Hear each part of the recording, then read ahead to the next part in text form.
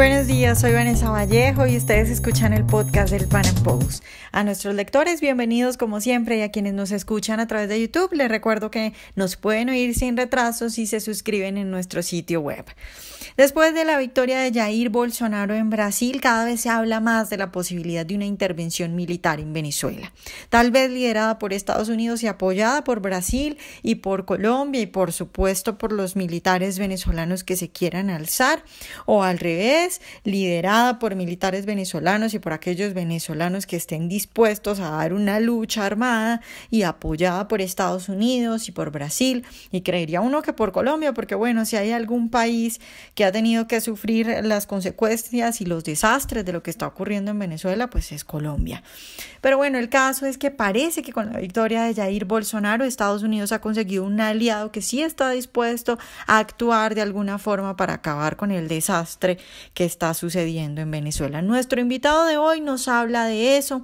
Hablamos de las posibilidades, de tal vez las probabilidades que hay de que pronto se dé una intervención militar, de cómo podría ser ese proceso, el proceso de transición una vez que, por ejemplo, se saque a Maduro del poder que habría que hacer en Venezuela. También nos cuenta nuestro invitado por qué es ridículo que todavía haya gente hablando de la posibilidad de diálogo y de una vía democrática cuando lo que hay en Venezuela es una narcodictadura, y cuando a diario mueren niños y mueren personas y se dañan vidas. Y bueno, la cuestión es de tiempo porque no le puedes decir a la gente que se está muriendo de hambre que esperen a ver si ocurre un milagro. Nuestro invitado nos habla hoy de esto. Él es César Sabas, licenciado en Estudios Internacionales de la Universidad Central de Venezuela, máster en Relaciones Internacionales y Políticas de Seguridad en la Universidad de Toulouse en Francia y doctorando en Ciencias Políticas de esa misma universidad. César, buenos días y muchas gracias por estar de nuevo con nosotros. Hola Vanessa, buenos días y un fuerte saludo a todos los que nos escuchan. César, pues por estos días creo que el tema respecto a Venezuela es la sospecha de que ahora con la elección de Bolsonaro se dé por fin paso a una intervención militar o una ayuda a un golpe o alguna cosa de estas. Pero antes de hablar de las posibilidades y de lo que se está diciendo, quisiera empezar preguntándote por eso, porque igual sigue siendo un debate incluso dentro de los liberales si debiera haber una intervención militar o una ayuda militar o lo que quieras, pero pues en términos militares en Venezuela. ¿Tú qué piensas de eso? Mira, Vanessa, yo participé en política en Venezuela. Y hasta el año 2009 yo creía que había una salida electoral, alguna salida pacífica. En el año 2009 yo me empecé a convencer de que no había ninguna salida electoral. Ya para el 2012 ya yo estaba llegando a la conclusión de que la única salida era violenta, y de hecho el lenguaje chavista así también lo decía. Y desde el año 2017 yo creo que no hay ninguna duda de que la única salida es militar. Y hablo militar pues porque es armada. En el año 2017 se instala la Asamblea Nacional Constituyente y ya no hay ni siquiera ningún aparataje de Estado de Derecho. Antes no había Estado de Derecho, pero por lo menos salvaban las formas.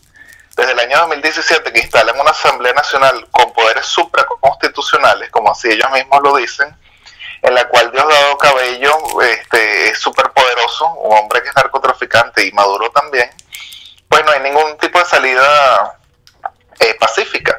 Ellos van a hacer las elecciones, van a ser ellos mismos quienes cuenten los votos y van a sumarse los votos que les hagan falta, como la misma Smartmatic lo dijo. Así que a nivel electoral pues no hay salida. Entonces yo en el año 2017, el 1 de agosto, yo publiqué un artículo por Pan Am Post y dije porque si era necesaria una intervención de Estados Unidos en Venezuela, y en las cuales alertaba que las sanciones sí eran necesarias, pero no iban a quedar ahí. Las sanciones no harán que el gobierno decaiga, y mucho menos lo que llaman sanciones sofisticadas, es decir, sanciones individuales. Porque es mentira que Diosdado Cabello, que está acusado internacionalmente de narcotráfico y que es un asesino, va a presentarse ante la Corte de Estados Unidos y va a dejar de que lo juzguen porque le sancionen pues el avión, el jet privado que él tenía en Estados Unidos, o le bloqueen algunas cuentas. Todo lo contrario, eso lo obliga a él a trincherarse y a radicalizarse en Venezuela. Ya Cilia Flores vio lo que le pasó a sus sobrinos, y pues ellos han visto qué es lo que puede pasar cuando pierdan el poder. Así que a más sanciones, a más presión, ellos más se van a trincherar. Entonces llegamos como que a un punto muerto. Sí, yo he llegado a la conclusión de que la única vía es militar. Creo que a nivel interno hay muy pocas posibilidades de que surja o que prospere un golpe de Estado, una rebelión militar por el gran espionaje que hay, así que necesitamos una ayuda extranjera. Y es por eso que no solamente creo que es necesaria una intervención extranjera, sino que yo la promuevo y pues creo que hay que ir creando una matriz de opinión en la cual se vaya abonando el terreno. Claro. César, desglosemos un poco, digamos, las posibles opciones que podría tener para explicarle a esa gente que todavía le parece demasiado exagerado estas opciones que estamos planteando acá. Porque bueno, por ejemplo, hay gente que dice la salida es negociar con Maduro, que esta gente se vaya de ahí y que no los vamos a tocar a cambio de que dejen Venezuela. ¿Eso de alguna forma podría ser posible? Mira, esa medida la intentó hacer Estados Unidos con el caso de Irak, y a Hussein le ofrecieron también exiliarse y pues él simplemente caía el régimen. Pero el problema es que, o sea, Maduro, uno dice, él puede exiliarse, pero el problema no es Maduro y no es Diosdado solamente, es todo un régimen, y todo el régimen no se va a poder exiliar. Entonces eso hace que pues ellos no puedan negociar, porque lo interesante no es que Maduro salga y quede Jorge Rodríguez u otro del régimen, lo interesante es que salga todo el régimen, eso no va a salir. Segundo, hay un problema, que es que cuando tú has vendido drogas, de hecho has creado un narcoestado y has asesinado gente, esos son crímenes que no prescriben. Entonces, por ejemplo, hoy está López Obrador en México y podríamos decir, bueno, que salga el régimen y ustedes se exilian en México, pero López Obrador va a estar ahí por cuánto tiempo, no va a estar por toda la vida. Así que ellos saben que una vez que ellos pierdan el poder, ellos están a merced de lo que suceda en los estados donde ellos están. Veamos el caso de Loren Saleh, por ejemplo. Loren Saleh estuvo en Colombia y por una decisión de Santos él lo entregó a Maduro para que lo metieran preso y violaran todos sus derechos humanos. Cuando uno se exilia, uno está de alguna forma a merced de los otros. Entonces ellos nunca van a aceptar ceder el poder para exiliarse a otro estado y estar a merced de lo que pasa en ese estado, porque a la hora de la verdad ya perdieron el poder. La única garantía que ellos tienen de conservar su libertad es no perder el poder. Lo mismo que ha hecho Omar al-Bashir en Sudán, que está pedido por la Corte Penal Internacional por genocidio, pero él está libre. ¿Por qué? Porque él tiene el poder en Sudán, nadie va a ir a meterlo preso. Entonces la única garantía que tiene Maduro, Diosdado y todo el régimen de no ir a prisión es no ceder el poder en Venezuela.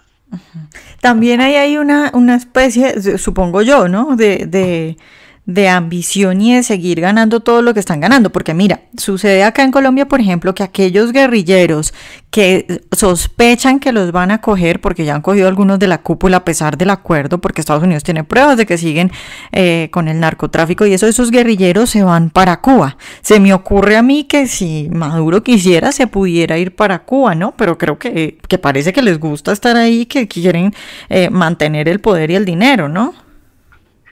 Sí, lo que pasa que lo que yo veo con Cuba es que, o sea, Cuba es una isla que no es Gran Bretaña. Cuba vive de lo que ha extraído de otros.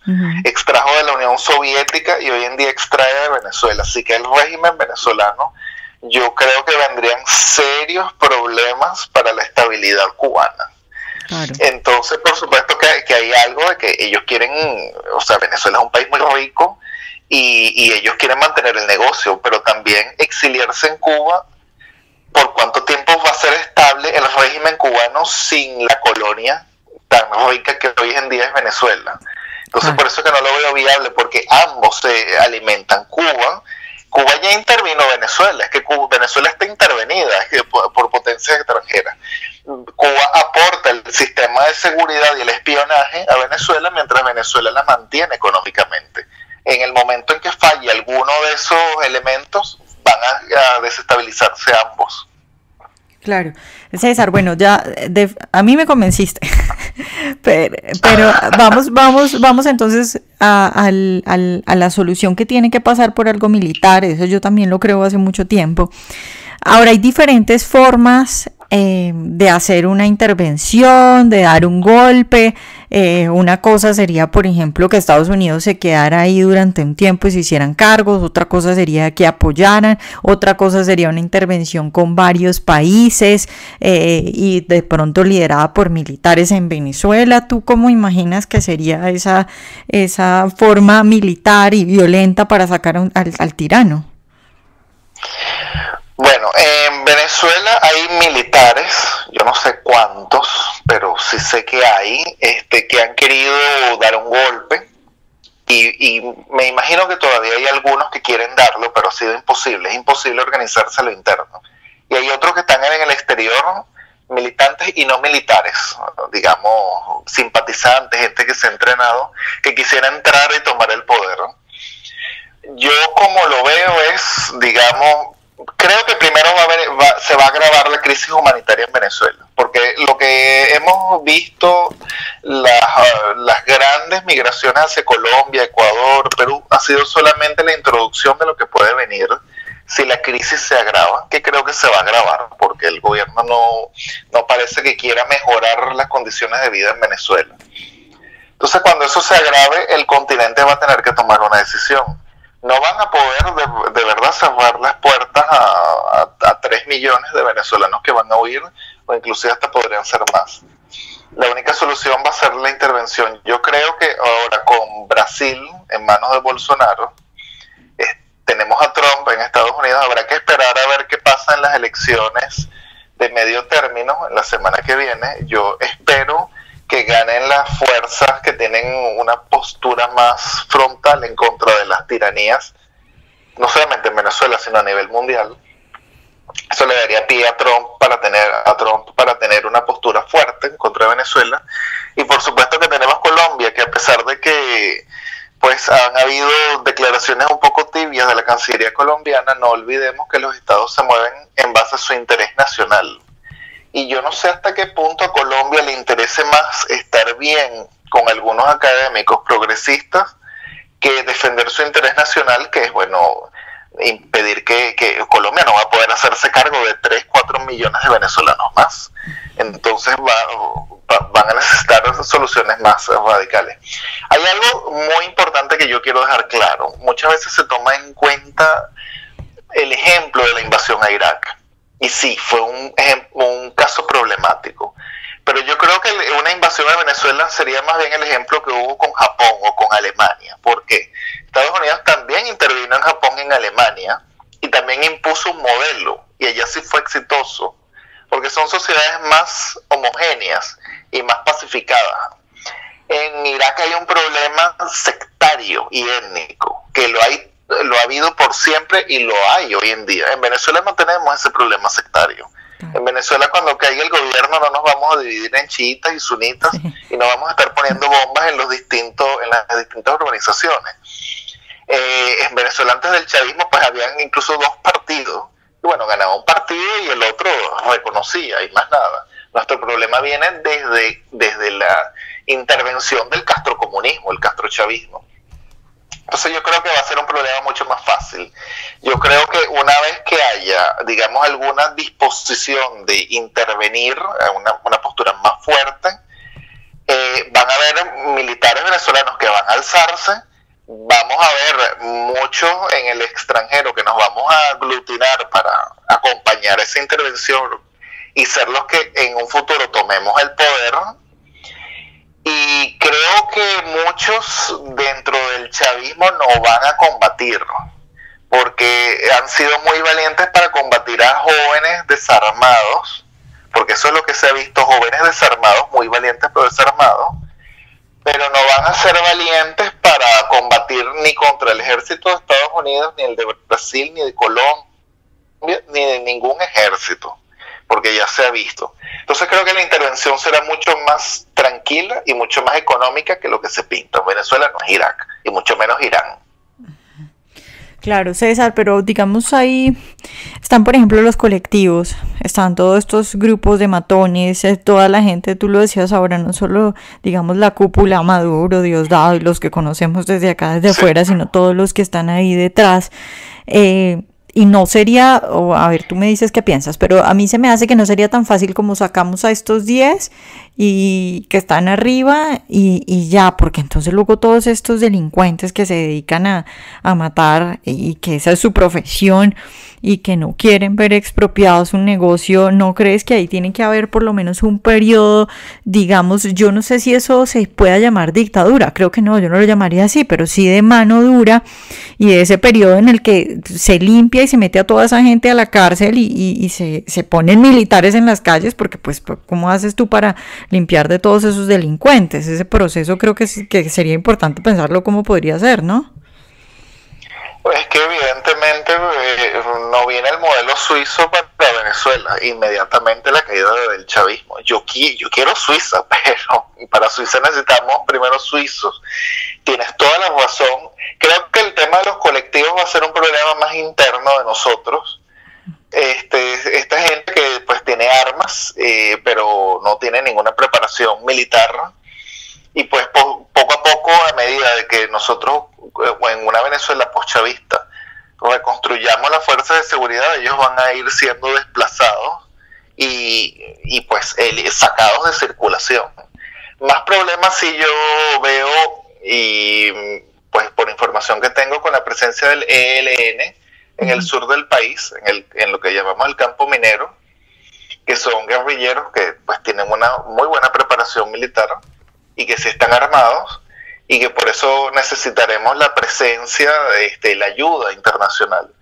Yo incluso he ideado que en una Venezuela post-chavista, una de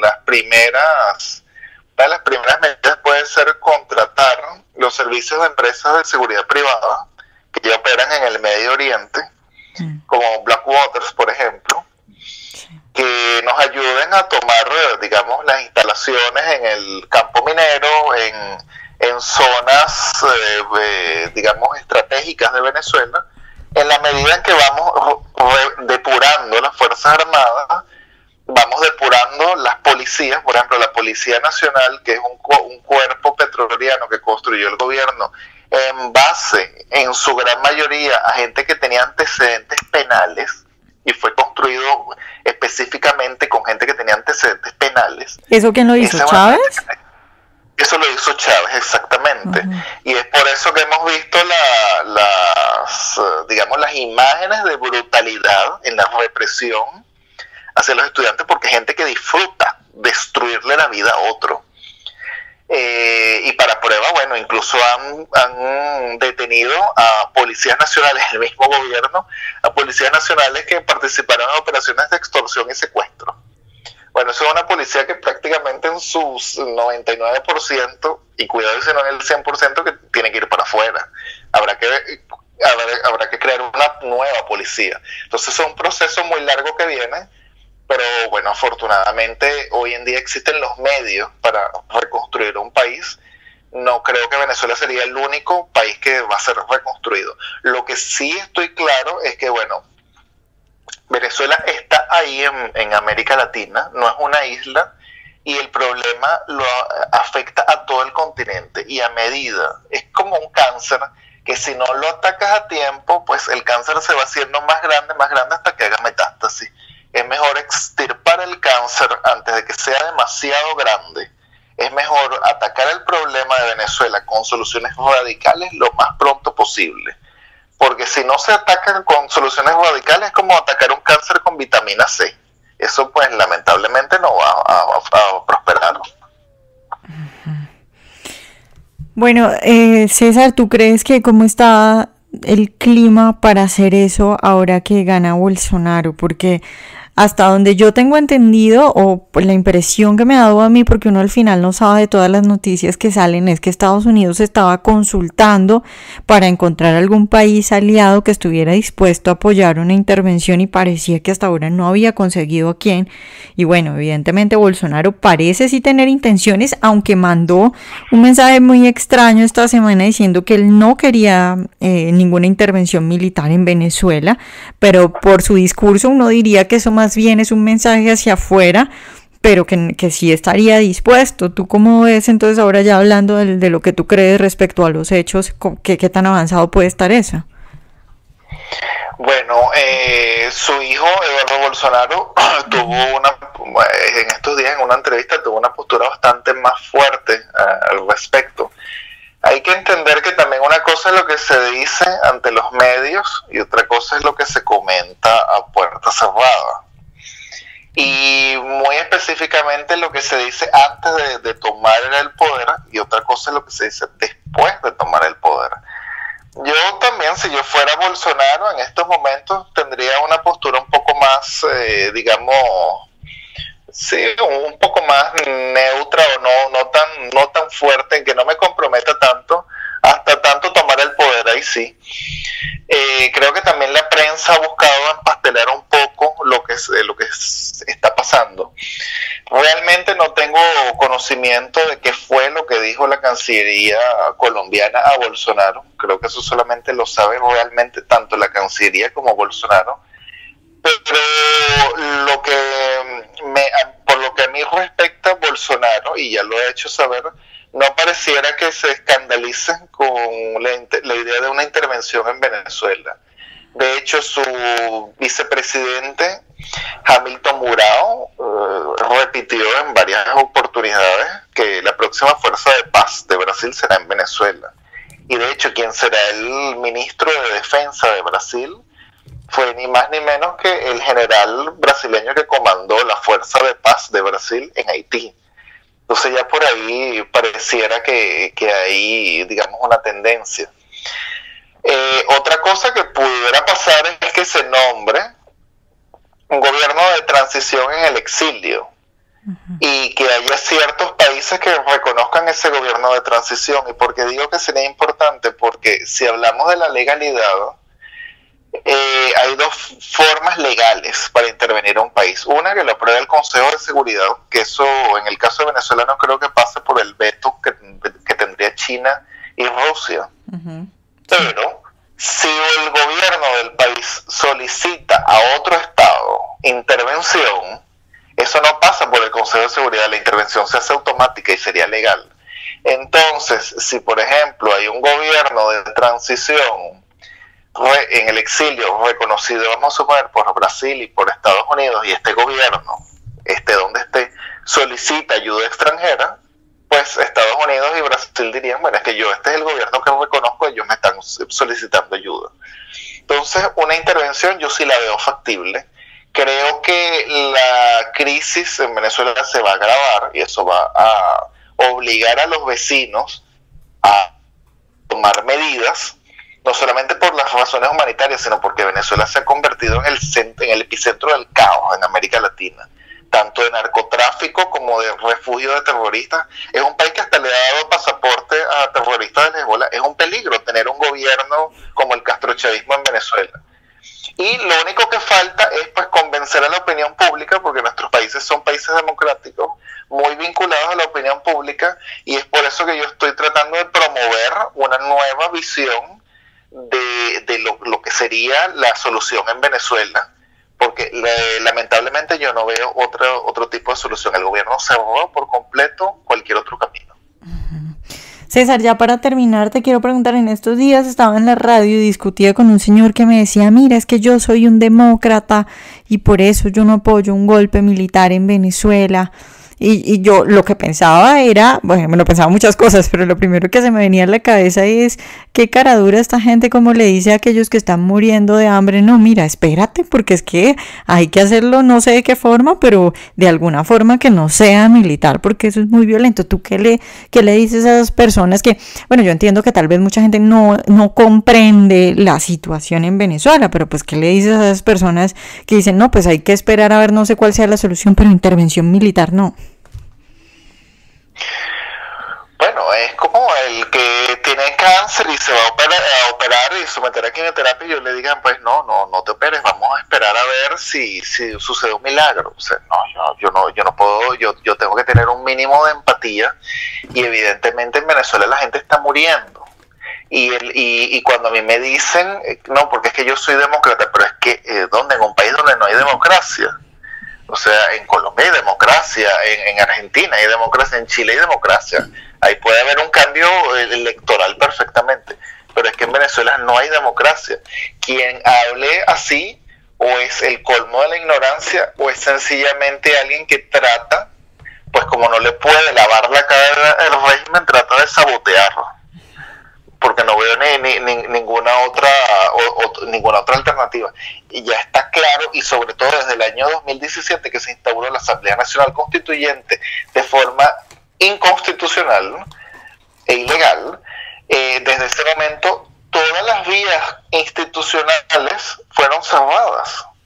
Es decir, hay un órgano que no lo eligió el pueblo venezolano, que tiene poderes supraconstitucionales. La Asamblea Nacional Constituyente pudiera mañana, si quisiera, aprobar la pena de muerte y aplicársela a quien quisiera, y eso no pasa por ninguna ley ni por ninguna institución. La Fiscalía General de Venezuela fue destituida de un día para otro y fue intervenida como ellos quisieron en el año 2017.